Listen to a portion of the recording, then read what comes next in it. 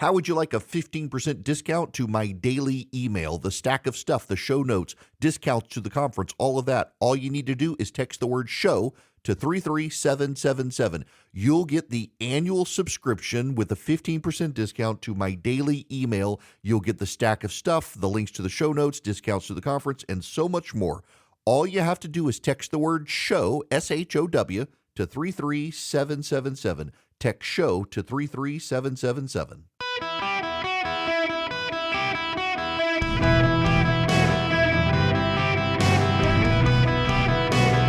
Welcome to the Eric Erickson Show podcast, Hour 1. Hello, America. Welcome. It's Eric Erickson here across the United States of America. I am delighted to have you.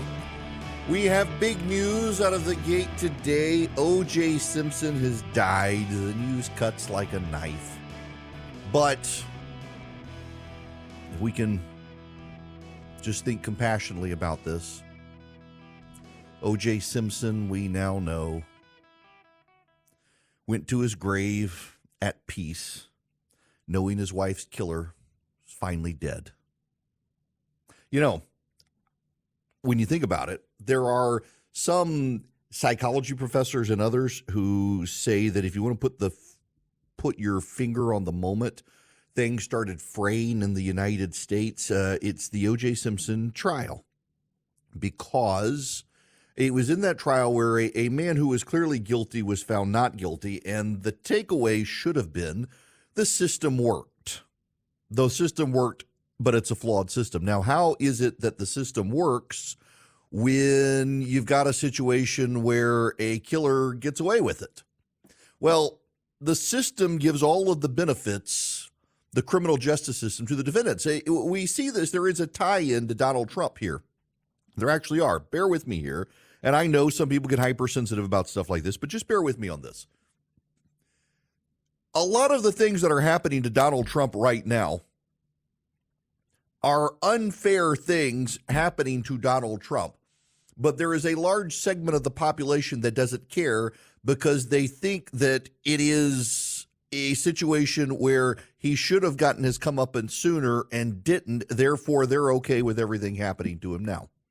Whether you agree with that or not, there's the 30,000-foot, 50,000-foot view of how some people think about this. So the same way, a lot of things that happened to O.J. Simpson after the murder trial, whether he was put upon or not, the civil trial and things like that went with it, a lot of people were okay with it, not as an abuse of the system, but the guy needed to be punished because he got away with it originally. And so people were fine with it. And you can find yourself on one side with Trump and another side with O.J. Simpson. But as long as you understand the thinking, there are people who look at Donald Trump as getting what he deserves in totality, whether you want to call it karma or something like that. And that's the way a lot of people viewed what happened to O.J. Simpson after his trial. But there's a difference. Donald Trump never murdered anyone, and O.J. Simpson did.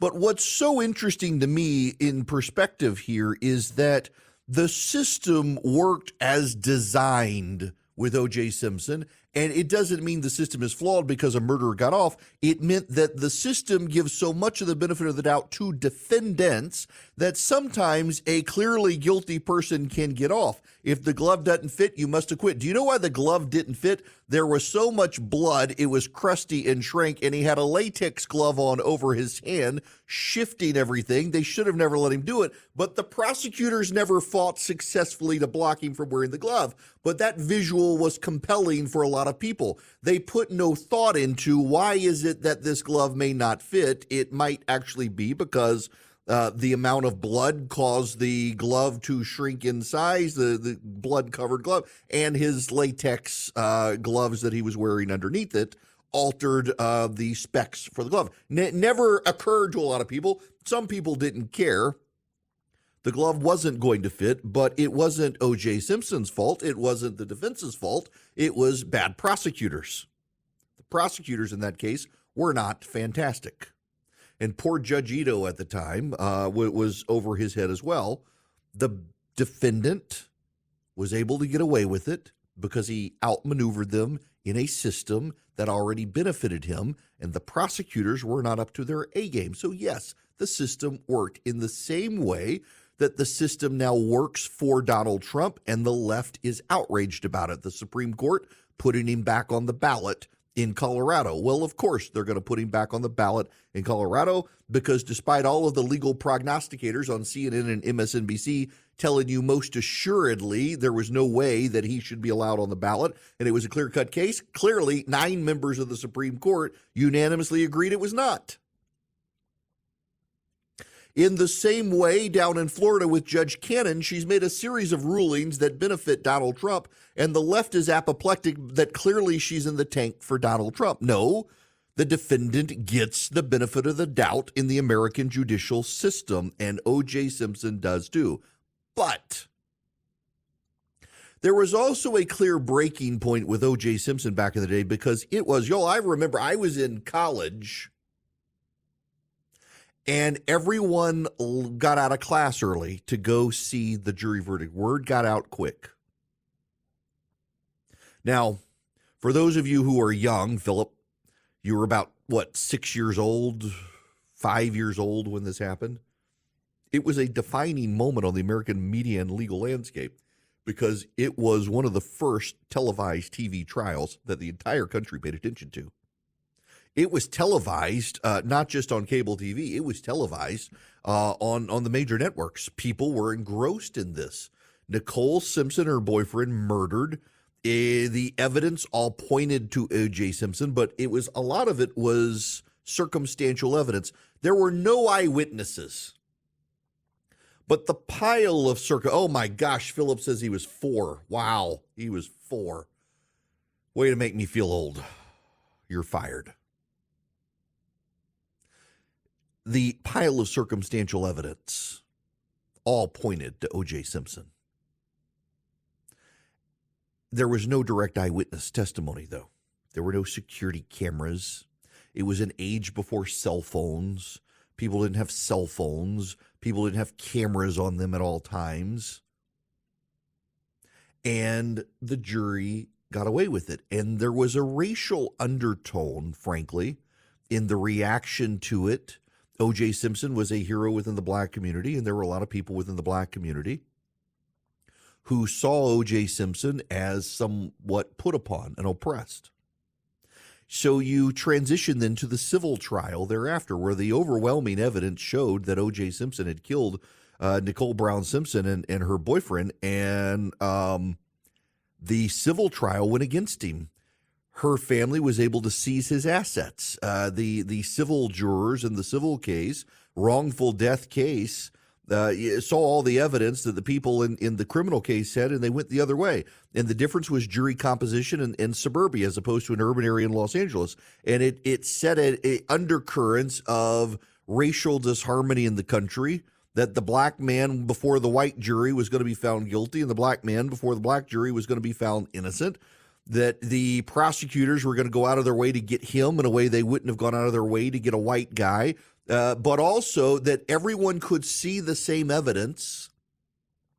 And based on your circumstances, where you lived and who you were, and your views on society, you could arrive at different answers, not because of the evidence per se, but as some argued, your preconceived biases one way or the other. It was an eye-opening moment.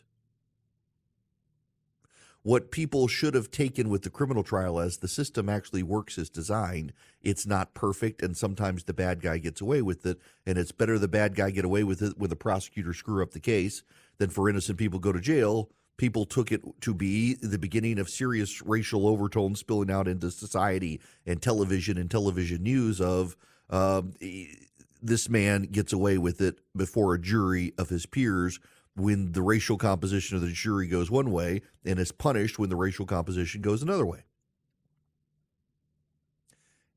But then on the other side of it, people looking at it, that the amount of emotional energy poured into trying to convict O.J. Simpson was because he was black.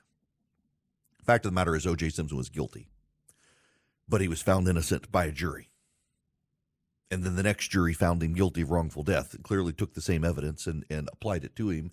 And he was financially wiped out. And he pledged that he would spend the rest of his life trying to find his wife's killers, and he's been looking in every casino and golf course of America ever since. The only time he thinks he spots the killer was when he passed by a mirror. And now he's dead, and so is Nicole Brown Simpson's murderer. And we should be able to move on from a footnote in American history. But it should be noted that so much of what you see on television now when it comes to crime stories and the reporting of crime and the following of trials and people's obsession with these things and the Nancy Graces of America and the like, it all stems from this moment in the 1990s. And side note here, one of the most iconic moments of that entire situation was his white Bronco going down the interstate with that police chase at a comfortable distance behind him. It made the Bronco an iconic American symbol, and Ford was foolish for ending the Bronco after that. They could have made there's a place in Atlanta. They've got a huge following on the internet, vintage Broncos. They restore old Broncos. They sell them for hundreds of thousands of dollars. What I can't understand, just a random aside here as I wrap this up, is Ford could make mint reissuing the full-size Bronco and making it look like the old Bronco. They've reissued the mini Bronco. I know some people who have the small versions of the Bronco. They're death traps, apparently. If they roll over, you're dead. I mean, the crash videos on this thing, it is a notoriously unsafe vehicle if you're ever in a crash with it. My friends, their kid wanted one as this high school graduation. Parents saw the crash videos. They're like, we are not putting our kid in this thing. But Ford could make a mint if they reissued frame for frame redesign, re-release of the Ford Bronco full size. They could make a killing. It became iconic after O.J. Simpson. They got rid of it. They could bring it back, and, well, they could make a killing. They could have the O.J. edition, and the motto could be, you'll make a killing. It is, my friend Martha Zoller is texting me right now, Greta Van Susteren, that was how she made her claim to fame. I mean, just think about it. Johnny Cochran, Greta Van Susteren, the Kardashians. Robert Kardashian was one of O.J. Simpson's lawyers. His family, now you know the Kardashians. The whole family's moment of fame came early with the reality TV from O.J. Simpson. It was an iconic moment in modern American TV history. So many people becoming famous because of what O.J. Simpson did. Just remarkable. But also, it set us as a defining moment between modernity and postmodernity, where instead of us taking all of the facts and the evidence and coming to an objective conclusion, everyone based on their emotions could take the same facts and the same evidence and arrive at different conclusions, not based on reason, but based on their emotions. And it's been downhill ever since. Forget all the other moments in time where you think that this was a dividing moment in America. There's a lot of evidence to point to that moment being the shift and the split in the American psyche. Before 9/11, it was the moment, the O.J. Simpson trial, where every American older than Philip was in tune with a murder trial and could consume the same evidence and the same data and the same background, and based not on application of reason or law, but based on how they felt about the individual on trial, decide based on those feelings whether he was guilty or innocent. It's been all downhill from there to this moment today. O.J. Simpson, dead of cancer. It didn't stab him to death. But now Nicole Brown Simpson's killer is dead. Hello, welcome. It is Eric Erickson here. The phone number 877-973-7425. I rarely intend to do any sort of thematic show, but so many of the stories today collide that I'm going to spend some time on stuff today that all intersects with the Republican strategy moving forward. And part of this is because I was on Leland Vittert's show last night on News Nation, and he was asking me about why can't the Republicans seem to march together. The Democrats are taking advantage of the disunion of the GOP, and FISA is one of them. Look, you guys helped sabotage the FISA renewal, and it was necessary to do so because they really do need to put in a provision that prohibits the government from going around the Fourth Amendment through data brokers. In fact, in Colorado today, there was a case for the Colorado Supreme Court. It came out where the Colorado Supreme Court decided that the government using data brokers to go around the Fourth Amendment was a violation of the Fourth Amendment, that you own your data, not Google. In this case, they went to Google and got data. They bought the data from Google to show what someone was doing, and they said this is a violation of the Fourth Amendment. That data is yours. You own it, not Google. Not a bad decision. But problem here is that the GOP doesn't really have a plan for what to do. Some of them want to kill FISA. Killing FISA would be detrimental to the national security of this country. The use of FISA has stopped a number of terrorist attacks in this country. And you can see where this heads. The FBI is warning about the potential for terror attacks in this country. Iran itself is saying if we continue to help Israel, they will not hesitate to attack Americans. So if the Republicans wind up killing FISA, the next terrorist attack will be blamed on the GOP by a media that is already predisposed to blame the GOP for everything. But what the GOP can do is offer reasonable alternative, and that is we need to put in the provision to ban the data brokerage firms from working with the feds to bypass it. Come up with a solution. But some of the GOP, Matt Gaetz is one of them, wants to kill FISA altogether. Donald Trump wants to kill it altogether. That's would be terrible for our national security if they did. But why let reason dictate terms when you can be emotional about something? You know, a lot of people are acting emotionally in the markets. The Dow is down right now. NASDAQ and S&P are up. There's all this turmoil with regional banks. It's why you need to talk to Swiss America and let them help you protect your hard-earned assets, at least teach you how to do it.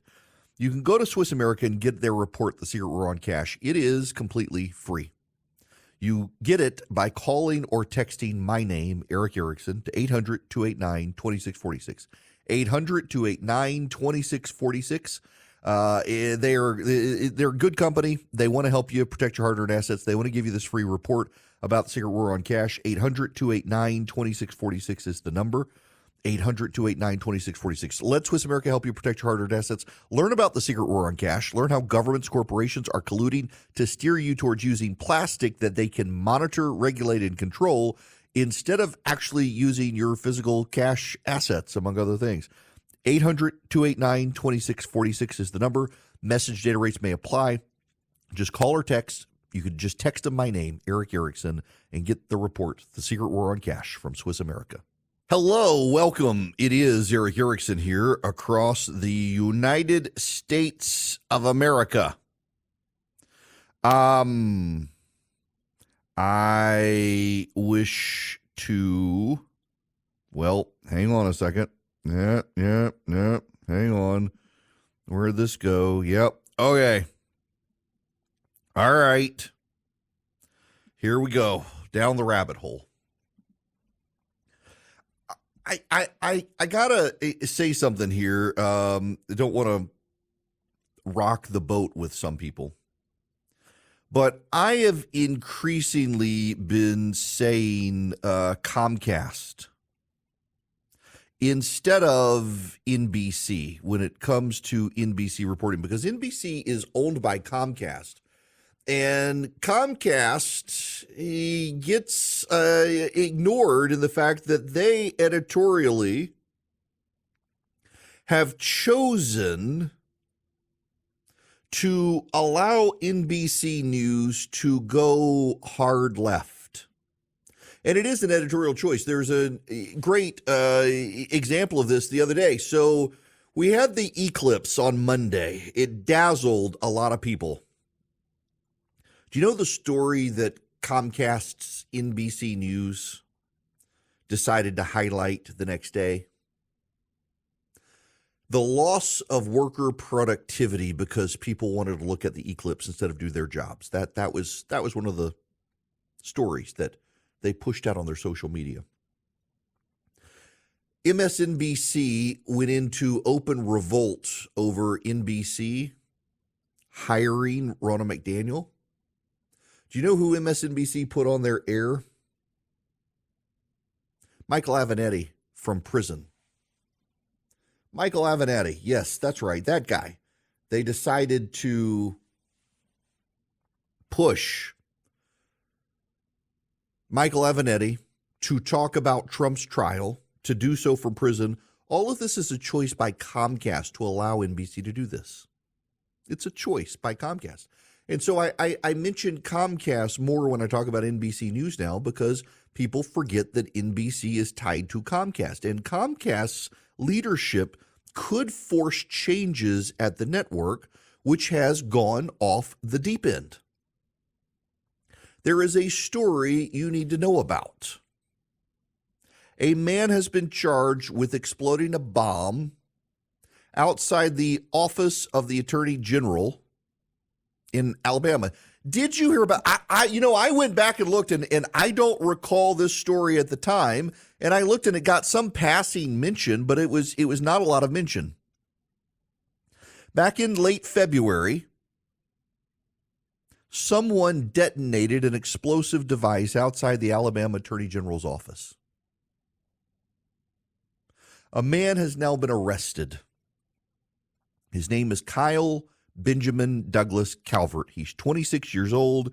He's from Irondale, Alabama, charged with malicious use of an explosive and possession of an unregistered destructive device. The explosion outside Attorney General Steve Marshall's office occurred around 3:42 a.m. on February 24th. No injuries or major damage was reported. The device had the characteristics of an improvised explosive device, and Calvert added a substantial number of nails and other shrapnel to increase its destructive capability, a U.S. Attorney Office wrote in detention memo filed Wednesday using the initialism of an improvised explosive device. They said IED in it. The memo alleges that law enforcement officers found the suspect also placed stickers on state buildings advocating for various political ideologies the night of the explosion, including stickers promoting Antifa, anti-police, and anti-immigration and customs enforcement sentiments. But wait. They also, at NBC News, include this paragraph. The detonation happened one day after the state attorney general's office said the attorney general did not plan to prosecute in vitro fertilization providers or families after a controversial Alabama Supreme Court ruling. The motive authorities attribute to the suspect has not been released. Why include that paragraph? Comcast. The detonation happened one day after the state attorney general's office said Marshall did not plan to prosecute in vitro fertilization providers or families after a controversial Alabama Supreme Court ruling.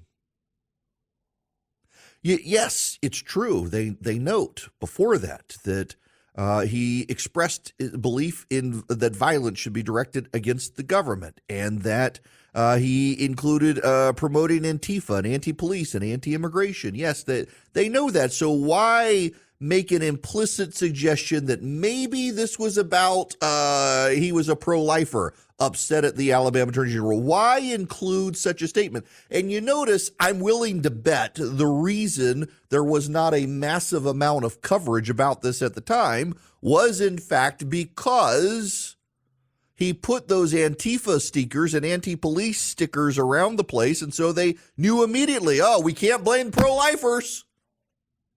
Might as well not cover this story because it wasn't a pro-lifer. And yet NBC still subtly implies maybe it was because the state attorney general was going to be lax against in vitro fertilization clinics, that maybe that's why this guy decided to plant the bomb. Turns out, no, the person who was charged Kyle Benjamin Douglas Calvert is a violent Antifa activist. Among the stickers that he placed around Montgomery, which match stickers that Calvert has in his possession, an Antifa logo superimposed over a rainbow flag background with the words anti-fascism is community self-defense.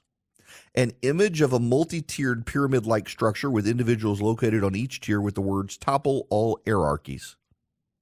An A symbol assessed to represent anarchy next to the image of an AK-47 rifle superimposed over a black background with leaves and flowers with the words defend nature. A purple-colored sticker with a masked face inside of a female pictogram. The words at the top of the sticker read feminist action. A white sticker with splatter font which reads eat the rich. The A inside the word eat is in the shape of the anarchy symbol. An image of multiple masked and hooded individuals, one carrying a sling and another wearing goggles. In the center of the sticker, the Antifa symbol is displayed with the words support your local Antifa. A black sticker with red and white font with the words friends don't let friends become cops. A red anarchy symbol surrounded by a red heart in the lower right corner of the sticker. Calvert posted a video on one of his social media accounts talking about his violent impulses. He said, quote, I am impulsive by nature in some way that can often be violent, or my impulses are violent. Some might call those intrusive thoughts. Some might call them violent impulse. I think too often we do not talk about how difficult it is for violent people to overcome their violent impulses. How the F are we not killing the government right now?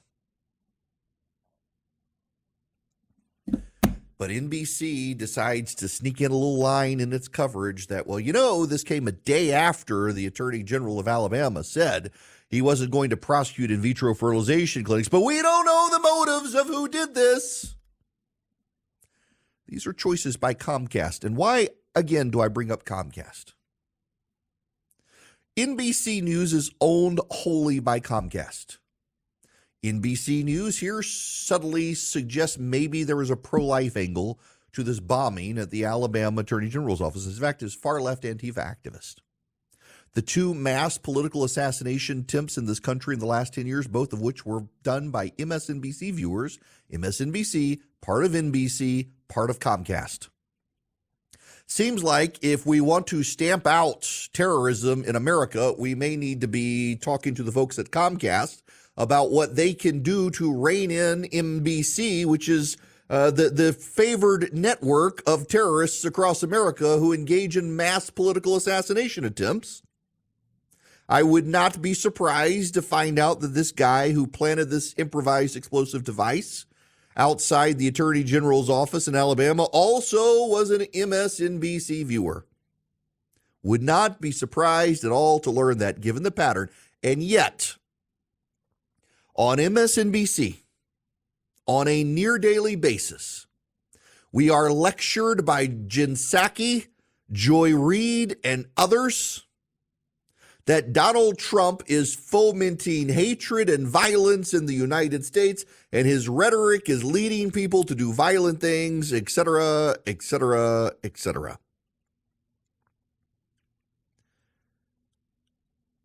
Where's the Trump people blowing up attorney general buildings? You know, there was a guy who tried to drive into an FBI facility and was stopped. They rushed to make sure we knew it. It sounds like this guy might have been a Trump supporter. They rushed to this. There was an entire conversation on MSNBC the other day about this guy who was blocked, tried to ram through his car through a gate to get to an FBI office who meant them harm, and how this is probably all related to Donald Trump and Donald Trump's rhetoric. You haven't really heard MSNBC talking about an Antifa left-wing activist, trans member of the trans community, planning an improvised explosive device outside the Alabama Attorney General's office. You really haven't heard them talk about how Floyd Lee Corkins and James Hodgkinson, who both attempted mass assassinations politically motivated, were MSNBC watchers. You don't hear NBC News covering that. Of course, they wouldn't cover it because it would reveal how their network foments the same things they accuse Donald Trump of fomenting in this country. And yet here we've got another bomber. And meanwhile, you got the New Yorker, New York Times, and others praising a new activist movie and book on how to blow up pipelines, encouraging environmentalists to become vigilantes to save the planet by blowing up pipelines. I'm beginning to believe that the left is projecting their violence onto the right. The left is projecting their tendencies to be terrorists onto the right.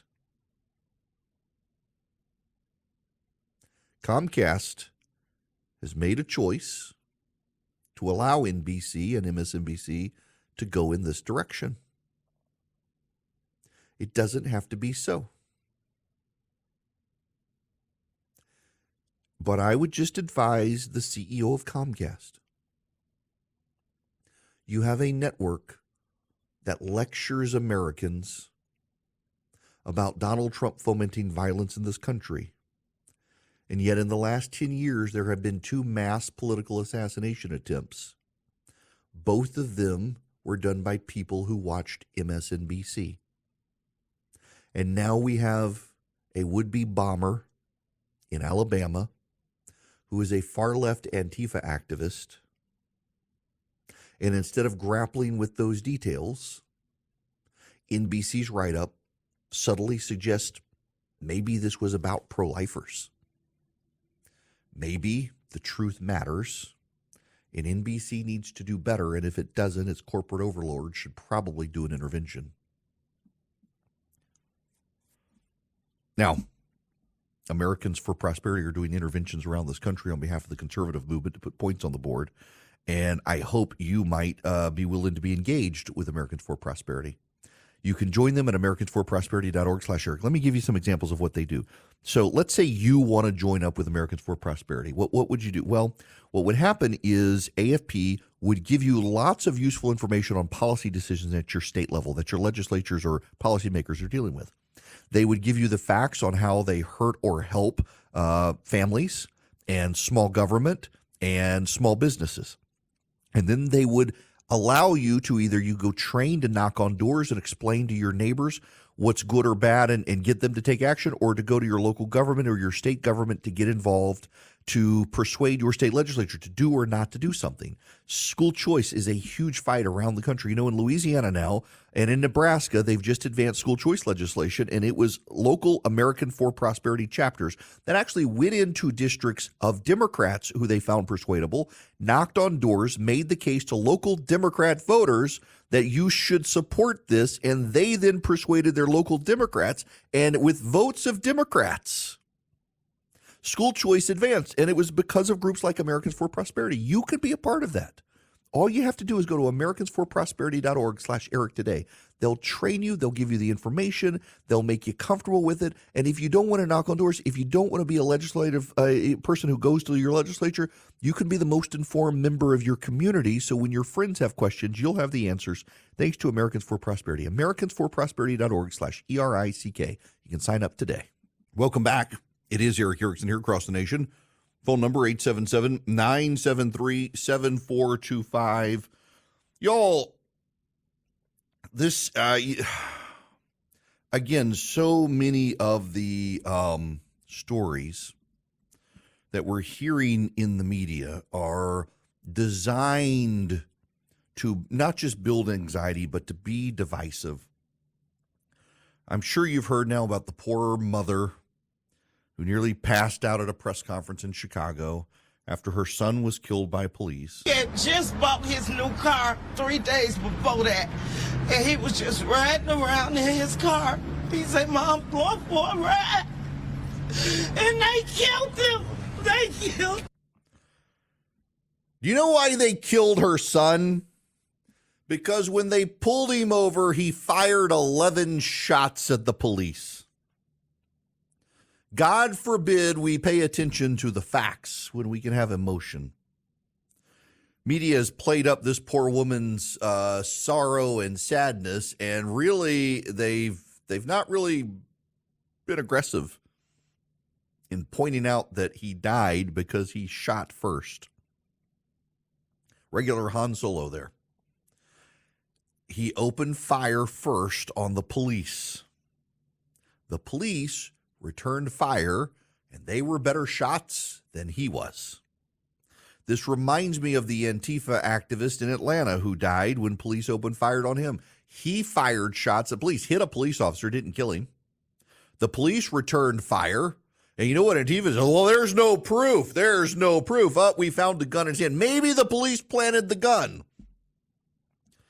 The media has decided that, like Republicans, the police are the bad guys, and they go out of their way to do anything they can to not allow fair coverage of the police. This guy opened fire on the police. They shot back. They were better shots. He died. Contrary to the mythology that some of you might believe, when police open fire, they don't target legs or arms. They target center mass, which kills you. Why? Because when they open fire, their idea is to stop you dead, as opposed to possibly, by aiming at your arm, missing you and hitting an innocent person. If they're opening fire on you, the presumption is you're not innocent. When you open fire on the police first, you're absolutely not innocent. And if you die, well, you got what was coming to you when you do that. I'm sorry for this woman's loss, but her son is dead because he fired at the police. This hour of the program brought to you by First Liberty Building and Loan. They, my friends, can help your business grow wherever you are nationwide. If you're buying a building, if you're building a building, if you are buying a franchise, if you're buying another company, if you're buying out your business partner, if you're buying out a competitor, those are the deals they specialize in. You need $250,000 or more, reach out to them, firstlibertyga.com. They've been doing this since the 90s. They want to help you. They specialize in this, and they help businesses across the United States, firstlibertyga.com. Now, when we come back, I am a professional radio show host. I'm going to synthesize a whole lot of stories and weave them together in one coherent whole, or at least I'm going to try and hope not to fall on my face.